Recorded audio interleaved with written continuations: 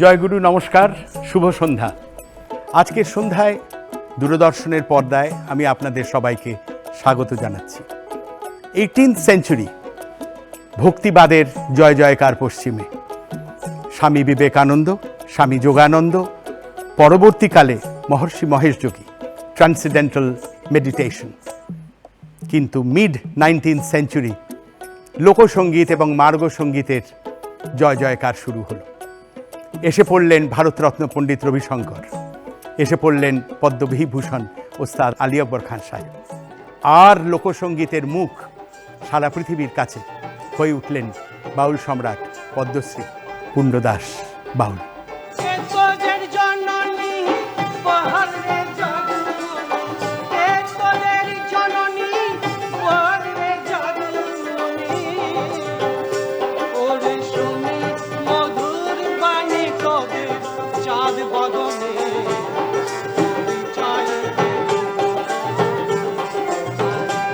মনে করুন তো সেই দিনটা, একদিকে বিটলস, একদিকে বব ডিলান, তাদের নিয়ে সারা পশ্চিমে তখন হই হই, আর ভারতবর্ষে তখন উদযাপন শুরু হয়ে গেছে, একদিকে লোকসঙ্গীত, একদিকে মার্গসঙ্গীত, তাদের হাত ধরে।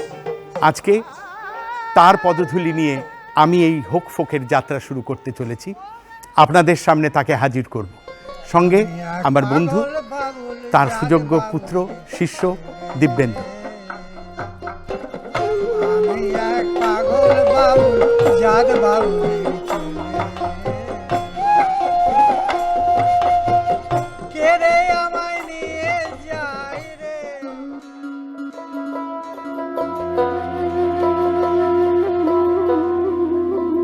কোথায় পাবো তারে?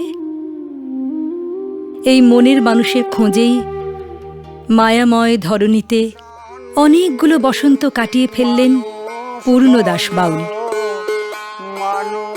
রাঢ়ভূমি বীরভূমে 1933 সালে জন্ম পূর্ণদাসের। বাবা নবনীদাস খ্যাপার হাত ধরে রবীন্দ্রনাথের কাছে যাতায়াত। মনের ভাব প্রকাশের একমাত্র পথ তাঁর কাছে গান। গান আর একতারাটি নিয়ে তিনি আছেন আপন মনে, আপন কোণে। বাউল দর্শনের খোলা আকাশে এখনো পূর্ণদাসের চন্দ্র সূর্যের উদয়, আর হৃদয়ে জুড়ে সেই রবীন্দ্রনাথ। বাঙালির মননে রবীন্দ্রনাথ নিশ্চয়ই সারা পৃথিবীর বাঙালিকে বাঙালি বলে চেনে বিশ্বকবির কারণে। কিন্তু আপনার জীবনে বিশ্বকবির এক পরম অবদান রয়েছে আপনার বাবার কারণে। আপনি অষ্টম প্রজন্মের শিল্পী আপনার ঘরানা পরম্পরাতে, এবং বিশ্বকবির যে নাম রবি বাউল, সে নামও আপনার বাবার দাও। আর আপনার কাছে একটা গান শোনার আমার ইচ্ছে, যে গান স্বয়ং রবীন্দ্রনাথ বেঁধেছিলেন এবং আপনি গেয়েছেন। কোন নাম? তুলসী আর গঙ্গা জলে বুঝলে কি হে তোমায় মেলে, নয়ন জলে না ধোয়ালে চরণ তোমার। কি সুন্দর কথা, কি সুন্দর কথা।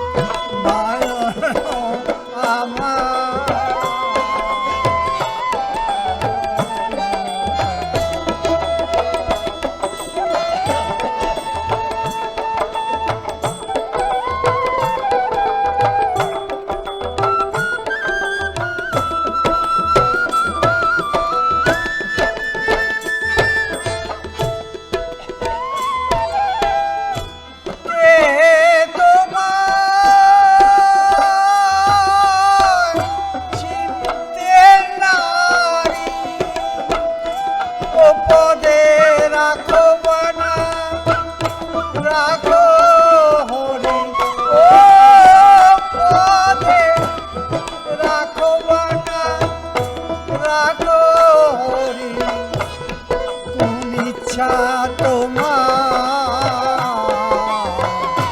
চরণ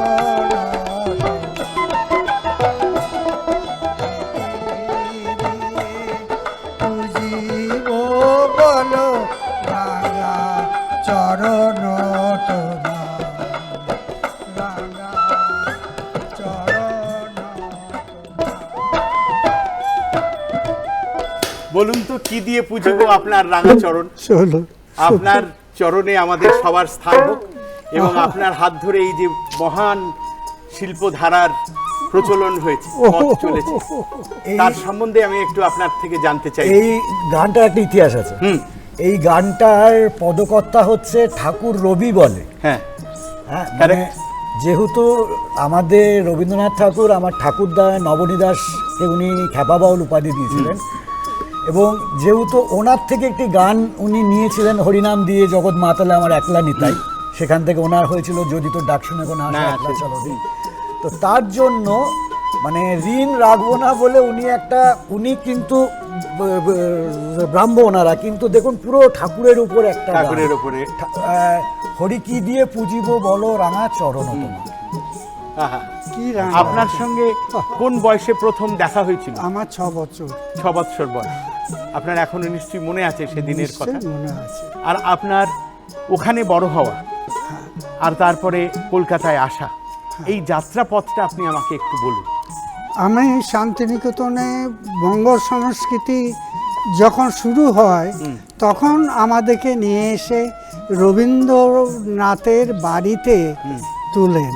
সেটা ছিল 1953 জোড়াসাঁকোতে। হ্যাঁ, জোড়াসাঁকো। ওই আর 3 তলা। তখন বঙ্গ সংস্কৃতিটা হয়েছিল মার্কাস স্কোয়ারে। আচ্ছা আচ্ছা, সেই আপনার কলকাতা দেখা প্রথম। সেই প্রথম কলকাতা দেখা। তখন আপনার কত বছর বয়স? তখন আমার বয়স কত 15, 16, 18? ওনার কিন্তু প্রথম মানে আমাদের অ্যাকচুয়ালি কি ছিল, বাউলরা কিন্তু আখড়াতেই অনুষ্ঠান করতেন, আখড়া বা মেলা। উনি প্রথম কিন্তু মানে যিনি স্টেজে আনেন তার জন্য শান্তিদেব ঘোষ। উনি বাবাকে 13 বছর বয়সে প্রথম নিয়ে গেছিলেন গুজরাটের গান্ধীনগরে। ওখানে একটা কংগ্রেস অধিবেশন হয়েছিল এবং সেখানে উনি গান গেয়ে বিনোবা ভাবের হাত থেকে অ্যাওয়ার্ড নিয়েছিলেন। সেই ওনার আরম্ভ আর কি। তারপর সারা পৃথিবী জয় করা একের পর এক। সেটাও সে বলেছিলেন ঠাকুর, ওই 6 বছর বয়সে আমাকে বলেছিল যে সারা পৃথিবী তুমি জয় করো, পৃথিবীতে গান শোনাও, তোমার গান আহা। শোনার এই জন্য মানুষের আহার ছেড়েছে এইটা ধরার জন্য।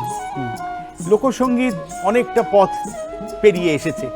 আপনি যেভাবে লোকসঙ্গীতকে দেখেছিলেন, যেভাবে শুরু করিয়েছিলেন, আজ লোকসঙ্গীত ঘরে ঘরে পৌঁছে। একদম একদম। আপনি সামনে না এলে এই গান মানুষের সামনে এমনভাবে এসে পড়তো না। আপনারা যেভাবে দেখেছেন, যেভাবে সাধন ভজন করেছেন, যেভাবে যাপন করেছেন, আজকে সেই যাপন কি আপনার নজরে পড়ে? সেই যাপন তেমনটা আছে? না, সেটা নেই, কিন্তু যারা করে তারা অন্তর দিয়ে করে। তারা মানে আধ্যাত্মিক চিন্তাধারা, সেই চিন্তাধারার উপরে করে। মানে মনের মানুষকে খোঁজার যে তাগিদ আপনাদের ছিল, সেইটা যাদের আজকের প্রজন্মের ছেলে মেয়েদের, আপনি নিশ্চয়ই এরকম ছেলে মেয়ে রয়েছে হ্যাঁ, হ্যাঁ। যাদের সে তাগিদ আছে। হ্যাঁ নিশ্চয়ই নিশ্চয়ই আছে। আছে আছে। আগে ছিল গণ্ডিটা ছোট, মানে কিছু শুধু বাউল মানে বৈরাগীর গান, বৈষ্ণবের গান, মানুষের ছি ছিল। কিন্তু আজকে ওইটা হয়ে গেছে অন্তরের গান, সব অন্তরের গান, সবার অন্তরের গান। বাউল মানেই সবার ধারণা হচ্ছে দেহতত্ত্ব ছাড়া আর কিছু নেই বাউলে। না, এই দেহতত্ত্ব সম্বন্ধে আপনি কি বলেন? আধ্যাত্মিক চিন্তার মধ্যে যদি ডুবে যায়, ডুবে গেলে সে একমাত্র দেখতে পায় যে সে মানুষের মধ্যে রয়েছে। মানুষ ভজ, মানুষ প্রজ, মানুষে শ্রীহরি বর্তমান, গোলক বিহারী নররূপ ধরি, যুগে যুগে তিনি প্রকাশনা। আহা হা। মানুষ শ্রীহরি বর্তমান।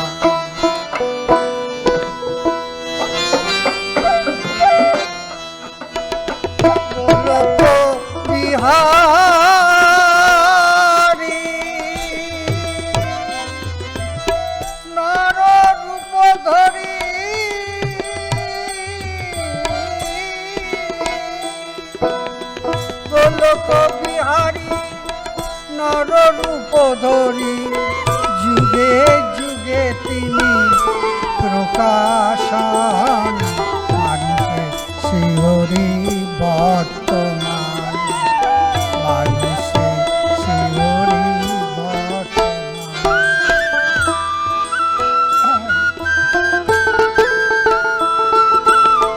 মানুষ মাঝে মানুষ সমাজে মানুষের পদে শোভে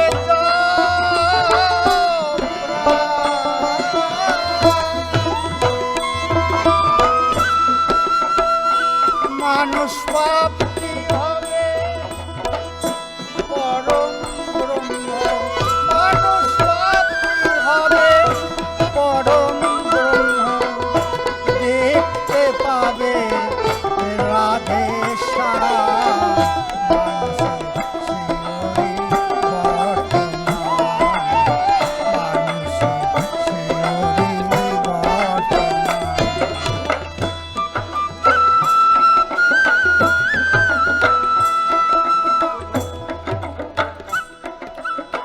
মানুষ গৌর হরি ধরা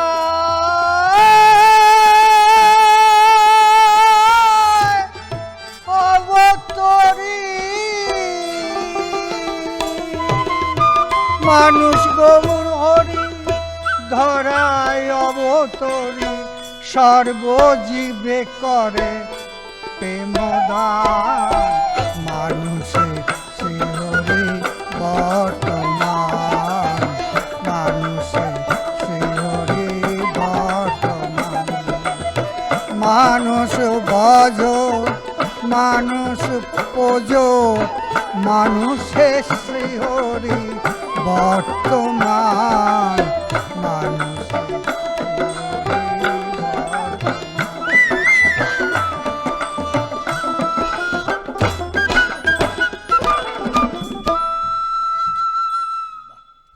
অসাধারণ। আচ্ছা, আপনার গান শেখা কেমন ভাবে হতো? আমার বাবা বাবার কাছে বসে গান শেখাতে হতো না নিশ্চয়? না। না না, সেই প্রথাটা কি ছিল? ওতে ছিল অভাব ছিল। অভাব ছিল। মানে আমার ঠাকুরদা ছিলেন একটু সাধু টাইপের মানুষ, উনি ঘর সংসার ছেড়ে দিয়ে উনি আখড়ায় চলে যেতেন বা ওখানে গিয়ে আপনার সাধনা করতেন। তখন ঘর চালাতো ঠাকুমা, পিসি আর উনি। তখন পিসিও ছোট, বাবাও ছোট, ওই দুটো গান তিনটে গান শিখে যেটাকে মাধুকরী বলা হয় মা সেইভাবে মা আনতো। শিখিয়েছিল। তারপরে একদিন পিসির সাথে বাবার একটু মনক্ষুণ্ণ হয়, তখন এসে বলে আমি আর কাল হতে ওর সাথে যাব না, তুমি আমাকে গান শেখাও। এইবার ঠাকুমা ওনাকে দুটো গান শিখিয়েছিলেন, সেই ওনার আরম্ভ। মরনা মরনা মাগো ধরি তোমার শ্রীচরণে, মা মোলে মা মেলে না মা, খুঁজিলে মা ত্রিভুবনে। মা মরা বালকে যারা উদাসীনী দিশে হারা, বেড়াই যেন খেপার পারা, ঘৃণা করে জগৎ জনে। মরনা মরনা মাগো ধরি তোমার শ্রীচরণে, মা মোলে মা মেলে না মা, খুঁজিলে মা ত্রিভুবনে। মরনা মরনা মাগো মা জানে মরম দুঃখ, মা বিনে কি আছে সুখ, মা মরা যে কত দুঃখ, দ্বিজনীল কণ্ঠ জানে। মরনা মরনা মাগো ধরি তোমার শ্রীচরণে, মা মোলে মা মেলে না মা, খুঁজিলে মা ত্রিভুবনে। মরনা মরনা মাগো। আপনার বোনের সঙ্গে তো মাধুকরী করেছেন, হ্যাঁ, আবার ট্রেনেও গান করেছেন, ট্রেনে প্রচুর করেছি। তারপরে এলেন কলকাতা, হ্যাঁ কলকাতা থেকে চলে গেলেন আমেরিকা। হ্যাঁ, সেই আমেরিকার যাওয়ার যে পরিবেশটা, হ্যাঁ। যেসব শিল্পীদের সঙ্গে কাজ করলেন হুম। তারাও কিংবদন্তি। হ্যাঁ। সেই সময়টার কি কি গান কোথায় কোথায় গাইলেন? তখন Madison square Mahalaya garden. Junction. না, উনি কিন্তু প্রথম বিদেশ গেছেন 60 সালে। 60 সালে একটা বিশ্ব যুব উৎসব হয়েছিল রাশিয়াতে। তাশকান্ডে। তো সেই আরম্ভ।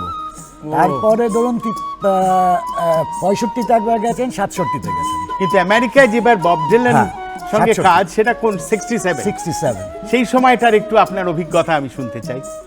ওই সময়ে সব বাউলরা এইদিকে দেখছি যে এরা বাউল গাইছে, বাউল করছে, নাচ করছে, পোশাক করছে। মানে ওই সময়তে হিপি মুভমেন্ট হিপি, হ্যাঁ শুরু হচ্ছে। হ্যাঁ, হিপি হিপি টাইম, তো সেই জন্যই তখন মানে ওদের একটা আইডিয়া ছিল বাউল মানেই নেশা করে, কিন্তু উনি কিন্তু কোনোদিনই করেননি। হ্যাঁ, সে তো রাগ সঙ্গীত নিয়েও, মার্গ সঙ্গীত নিয়েও, হ্যাঁ, তো লোকসঙ্গীত নিয়েও একই ভাবনা ছিল। ওনারা গেছিলেন 5 জন, তারপর ওই 8 মাস থেকে $100 নিয়ে এসেছিলেন।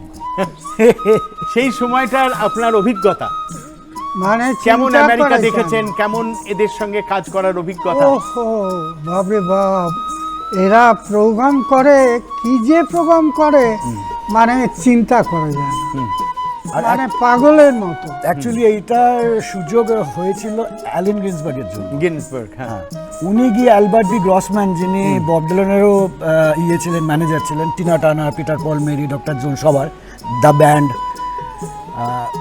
উনি তখন বলেন যে তুমি ইন্ডিয়া থেকে এরকম একটা ছেলে আনতে পারো, ইয়াং, খুব উঁচুতে গায়, খুব দারুণ নাচে, দারুণ গায়, তো সেই ওনাকে নিয়ে যাওয়া হলো।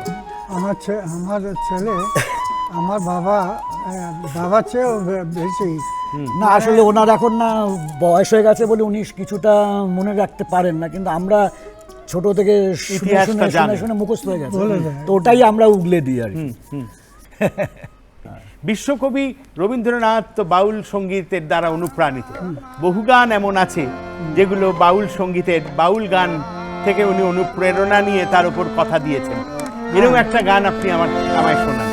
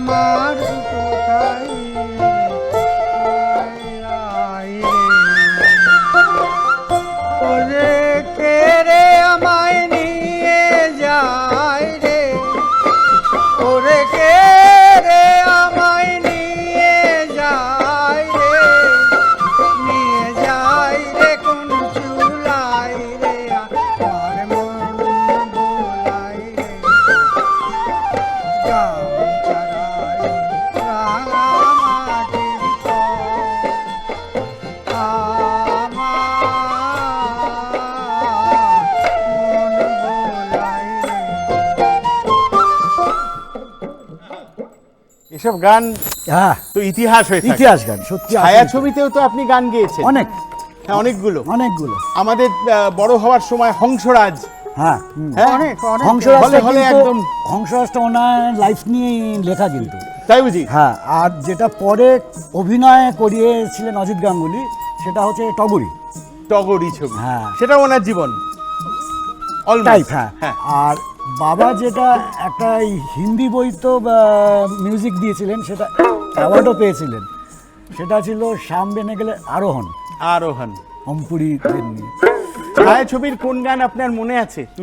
এটাই তো গোলেমাল গোলেমালে, নায়িকা সংবাদ, উত্তম কুমার, অঞ্জনা ভৌমিক।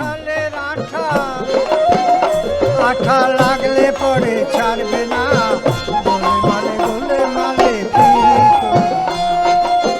গোলেমালে গোলেমালে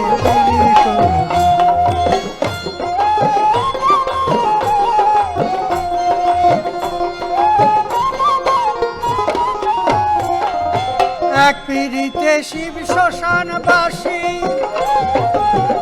আর এক পিড়িতে করা হলো অন্যদের নিমাই সন্ন্যাসী।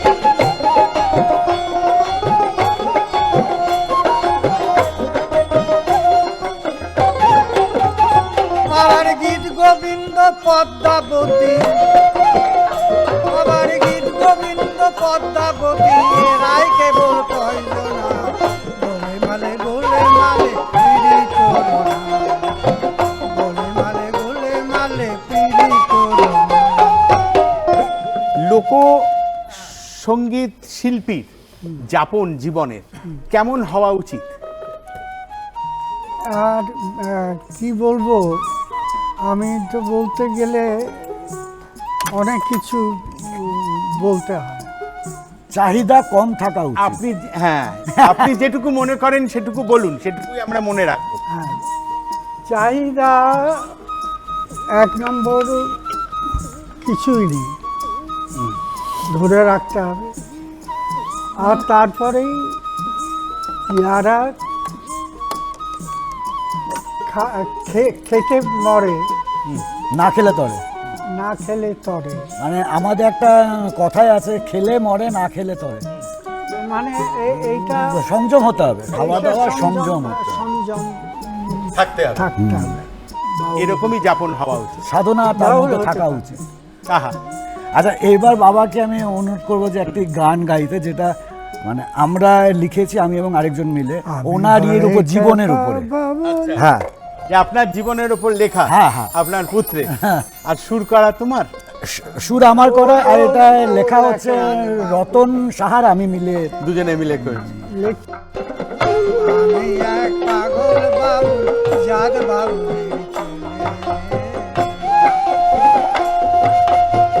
কে রে আমায় নিয়ে যাই রে, বাবা আমার নবনীদাস, বীরভূমেতে আদি নিবাস, মাঝে আমার ব্রজবালা, ওই যে পূর্ণ দাস বলে সকলে, আমি এক পাগল বাউল, জাত বাউল।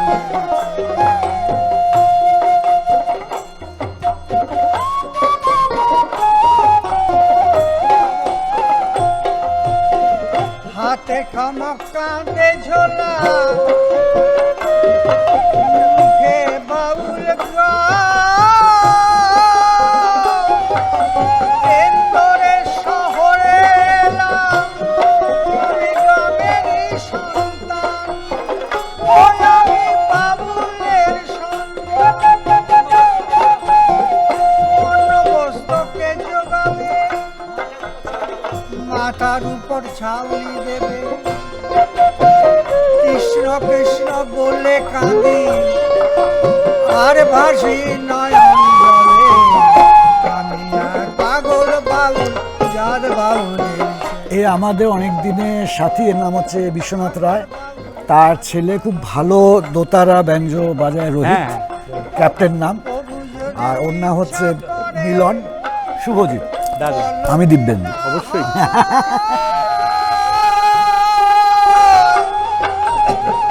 আমাদের তার ইচ্ছা প্রকাশ, জগৎময়,